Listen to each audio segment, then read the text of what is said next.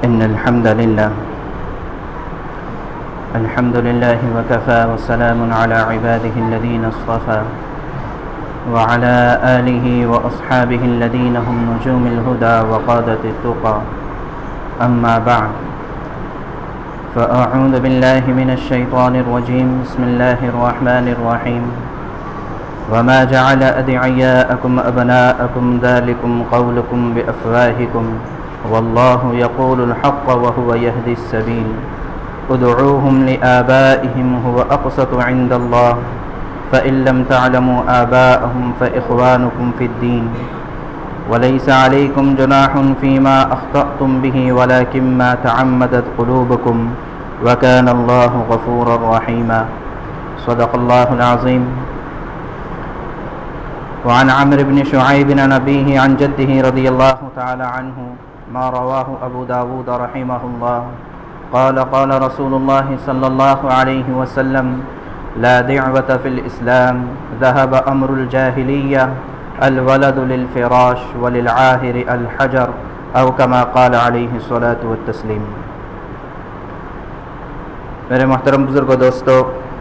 بات یہ چل رہی تھی کہ اللہ کے نبی صلی اللہ علیہ وسلم نے حجۃ الوداع میں اپنی امت کو چند احکامات دیے کہ جن کے ذریعے سے معاشرے میں اور سوسائٹی میں دین کو قائم کرنا آسان ہو جائے گا. تو ان احکامات کا بیان اور ان احکامات کا سلسلہ چل رہا ہے، جس میں سے ایک بڑا حکم اللہ کے نبی صلی اللہ علیہ وسلم نے یہ فرمایا تھا کہ وَأَمْرُ الْجَاهِلِيَّةِ مَوْضُوعٌ تَحْتَ قَدَمَيَّ،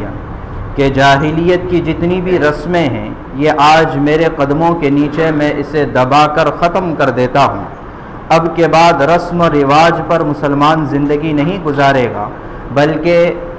شریعت مطہرہ پر اور اللہ کے نبی صلی اللہ علیہ وسلم کے لائے ہوئے پاکیزہ دین پر اور اللہ کے احکامات پر اپنی زندگی گزارے گا. اپنی انفرادی زندگی بھی اور اپنی اجتماعی اور معاشرتی زندگی بھی یہ دین پر اور شریعت کے مطابق گزارے گا. اس بات کا اعلان اللہ کے نبی صلی اللہ علیہ وسلم نے فرمایا تھا.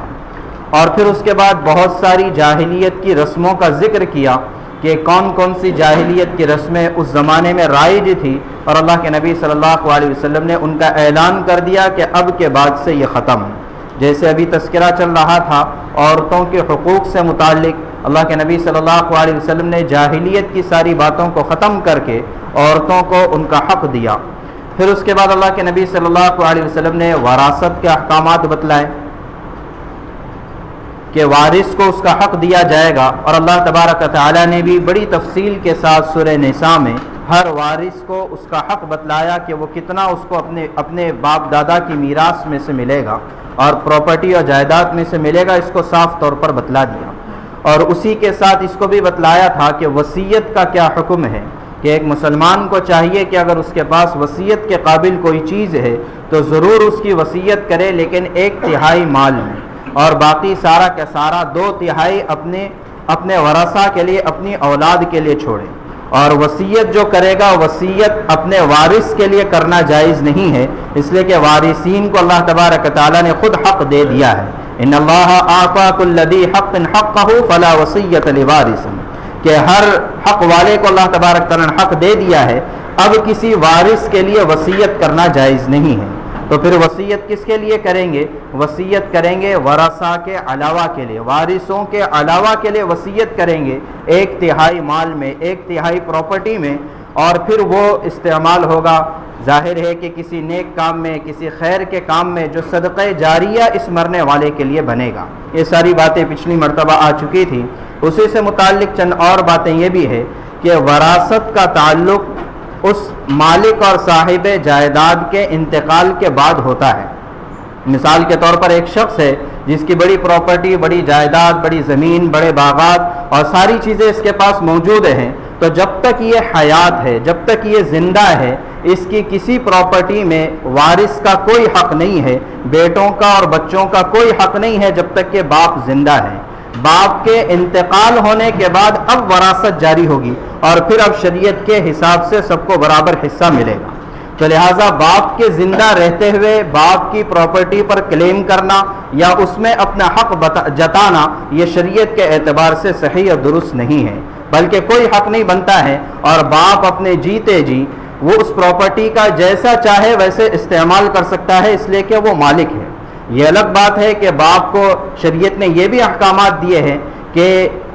اپنے جیتے جی ایسی تقسیم نہ کرے جس سے اولاد کو تکلیف ہو، اولاد کو نقصان ہو، اس کے بھی شریعت نے احکامات دیے ہیں۔ لیکن بہرحال جب تک کہ صاحب جائیداد اور مالک زندہ ہے، باپ زندہ ہے، بچوں کا اس کی وراثت میں، اس کی پراپرٹی میں کوئی حصہ نہیں ہے۔ اس کے انتقال کے بعد اب وراثت کے سارے احکامات جاری ہوں گے۔ یہ شریعت کا اہم مسئلہ ہے، اس وجہ سے بڑے تنازعات، بڑے اختلافات گھروں میں ہوتے ہیں کہ جو ہے باپ نے فلاں پراپرٹی بیچ دی اور ہمیں پوچھے بغیر یہ کام کر دیا۔ جب تک وہ ہوش اور حواس میں ہے وہ اپنی پراپرٹی کے ساتھ جو چاہے وہ کر سکتا ہے۔ ہاں البتہ اگر مرض الموت میں آ گیا ہے، بستر پر ہے، اب بستر پر آنے کے بعد وہ کہتا ہے کہ فلاں پراپرٹی فلاں کو، فلاں پراپرٹی فلاں کو، تو اب اس کی اجازت نہیں ہے۔ جیتے جاگتے ہوش اور حواس میں وہ جو چاہے کر سکتا ہے۔ آخری وقت میں وہ اپنی پراپرٹی کسی کو اگر دینا چاہتا ہے تو اس کا مطلب اپنی اولاد کو نقصان پہنچانے کی غرض سے کر رہا ہے، اس وجہ سے شریعت نے اس کی اجازت نہیں دی ہے۔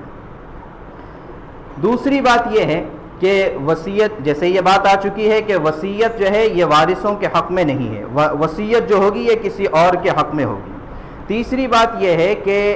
وراثت میں انہی لوگوں کو حصہ ملے گا جو باپ کے انتقال کے وقت موجود تھے۔ مثال کے طور پر ایک آدمی کے 5 بیٹے ہیں یا 5 اولادیں ہیں،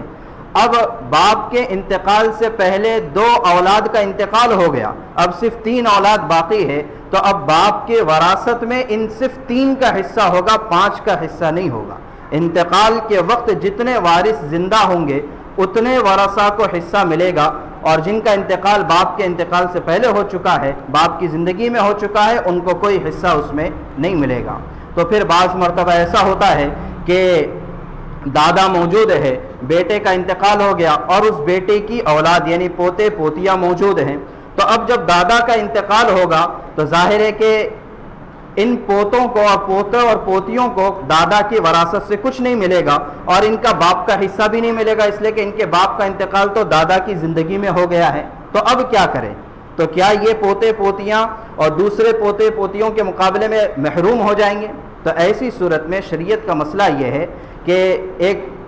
دادا ہے یا باپ ہے، اس کو پتہ ہے کہ اس کی زندگی میں اس کی اولاد کا انتقال ہو چکا ہے، اور اس اولاد کی اولاد ابھی موجود ہے، یعنی اس کے پوتے پوتیاں موجود ہیں، تو اس کو کیا کرنا چاہیے؟ اس کو ایسے پوتے پوتیوں کے لیے زندگی میں وصیت کرنا چاہیے۔ اب یہاں پر ان لوگوں کے لیے وصیت ہوگی کہ میرے بعد میرے پوتے پوتیوں کو بھی میری وراثت سے، میری جائیداد سے 1/3 حصہ دیا جائے۔ تو اب 1/3 حصہ ان پوتے پوتیوں کو مل سکتا ہے، اور باقی جو اولاد زندہ ہے ان کو وراثت میں سے حصہ ملے گا۔ تو جو اولاد انتقال کر گئی ہے اس کو حصہ ملے گا وصیت کے ذریعے، اور جو اولاد باپ کے انتقال کے وقت موجود ہے ان کو حصہ ملے گا وراثت سے۔ تو اس مسئلے کو بھی اچھی طرح سے سمجھ لینا چاہیے کہ وہ حضرات کہ جن کی حیات ہی میں ان کی اولاد کا انتقال ہو گیا ہے، وہ ابھی سے اپنے پوتے پوتیوں کے لیے وصیت کر جائیں کہ ہماری پراپرٹی میں سے ان کو بھی حصہ ملنا چاہیے، ورنہ اگر یہ وصیت نہیں کریں گے تو وراثت کے طور پر ان پوتے پوتیوں کو کوئی حصہ نہیں ملے گا۔ اس بات کو اچھی طرح سے سمجھ لینا چاہیے۔ ایک اور بات جو ہمیشہ تنازع کا ذریعہ بنتی ہے، ہوتا یہ ہے کہ جب اولادیں بڑی ہوتی ہے تو بڑا بیٹا عام طور سے باپ کی تجارت میں اور باپ کے کاروبار میں شریک ہوتا ہے، یا وہ اپنا کاروبار کرتا ہے لیکن باپ کے بنائے ہوئے مکان کو اور زیادہ بناتا ہے، یا تو اس کو مضبوط بناتا ہے یا اوپر اٹھاتا ہے، یہ سارے کام کرتا ہے، اور پھر اس کے بعد ایسا ہوتا ہے کہ وہ مکان مضبوط ہو گیا یا وہ کاروبار بڑھ گیا، پہلے لاکھوں میں تھا، اب 2 بیٹے باپ کے ساتھ ہو گئے، 2 بیٹے اپنا کاروبار الگ کر رہے تھے، ان 2 بیٹوں کے آنے کے بعد یہ کاروبار کروڑوں میں ہو گیا۔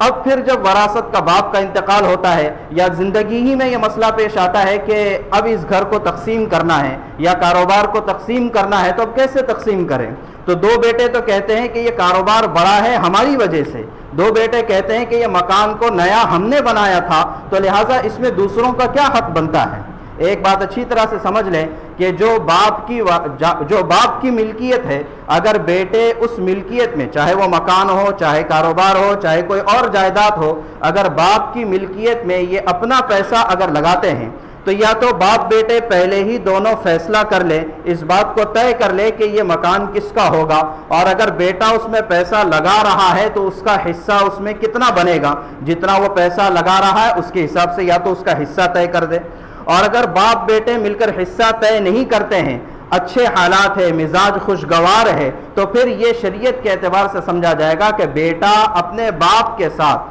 یا بیٹا اپنے بھائی بہنوں کے ساتھ حسن سلوک کر رہا ہے، اس کا شریعت اور وراثت کا کوئی اس سے تعلق نہیں ہے۔ تو چنانچہ لاکھوں کا بزنس اور کاروبار اگر دو بیٹوں کے شریک ہونے کی وجہ سے کروڑوں کا بن گیا ہے، اب باپ کے انتقال کے بعد اگر تقسیم کرنا ہے تو سب اولاد کو برابر سرابر شریعت کے حساب سے ملے گا۔ یہ نہیں دیکھا جائے گا کہ یہ دو تو باپ کے ساتھ شریک تھے اور یہ دو کا کاروبار الگ تھا، یہ ہرگز نہیں دیکھا جائے گا، اس لیے کہ اگر یہ دو باپ کے ساتھ شریک تھے تو انہوں نے باپ کے کاروبار سے نفع بھی تو اٹھایا، یا تو ان کی تنخواہ متعین تھی یا تو یہ اپنا حصہ لیا کرتے تھے، تو جو کچھ بھی تھا تو باپ کے ساتھ اگر شریک تھے تو یہ تبرعاً تھے اور باپ کے ساتھ حسن سلوک کے طور پر تھے، لیکن وراثت میں سب کو برابر سرابر کا حصہ ملے گا۔ تو لہٰذا اگر کوئی اس طرح سے ہے، خاص طور سے جوائنٹ فیملی میں ہوتا ہے، تو پہلے ہی معاملہ طے کر لے کہ یہ ہمارا باقاعدہ حصہ اس میں ہوگا جتنا ہم پیسہ لگا رہے ہیں، یا تو پھر ہم ماں باپ کے ساتھ حسن سلوک کر رہے ہیں اور ماں باپ کے بعد جو کچھ تقسیم ہوگا وہ شریعت کے لحاظ سے تقسیم ہوگا۔ اکثر چونکہ اختلافات اور تنازعات اس وجہ سے پیدا ہوتے ہیں، اس لیے پہلے ہی معاملہ صاف کر دیا جائے، یہ زیادہ بہتر ہے۔ یہ تو وراثت اور وصیت سے متعلق چند باتیں